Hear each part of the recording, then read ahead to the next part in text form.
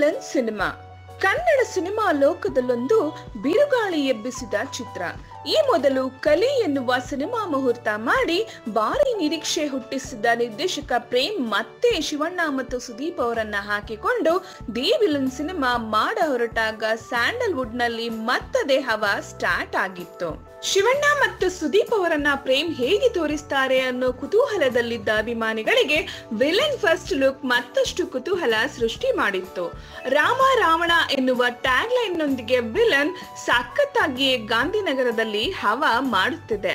ಅಂದ ಹಾಗೆ the villain ಚಿತ್ರದಲ್ಲಿ ಯಾರಿಗೆ ಹೆಚ್ಚು ಸಂಭಾವನೆ ನೀಡಲಾಗಿದೆ ಅನ್ನೋದು ಸ್ಪಷ್ಟವಿಲ್ಲದಿದ್ರೂ ಮೂಲಗಳ ಪ್ರಕಾರ ಶಿವಣ್ಣನವರಿಗೆ 3.5 ಕೋಟಿ ನೀಡಲಾಗಿದ್ದು, ಸುದೀಪ್ ಅವರ ಸಂಭಾವನೆ ಬಗ್ಗೆ ಮಾಹಿತಿ ಸಿಕ್ಕಿಲ್ಲ.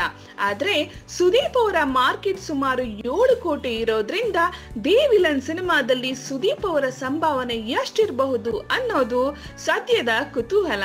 ಅಂತೂ ದಿ ವಿಲನ್ ಸಿನಿಮಾದಲ್ಲಿ ವಿಲನ್ಗಳ ಸಂಭಾವನೆ ಕುರಿತು ಗೊಂದಲವಿರದಿದ್ರೂ ಶಿವಣ್ಣ ಮತ್ತು ಸುದೀಪ್ ಅವರಿಗೆ ಸಮಾನ ಸಂಭಾವನೆ ನೀಡಲಾಗಿದೆಯೇ ಅನ್ನೋದು ಈಗಿನ ಸದ್ಯದ ಪ್ರಶ್ನೆಯಾಗಿದೆ. ಹೆಚ್ಚಿನ ಸಿನಿಮಾ ಮಾಹಿತಿಗಳಿಗಾಗಿ ಸಿನಿ ಸರ್ಕಲ್ ನ ಸಬ್ಸ್ಕ್ರೈಬ್ ಮಾಡಿ.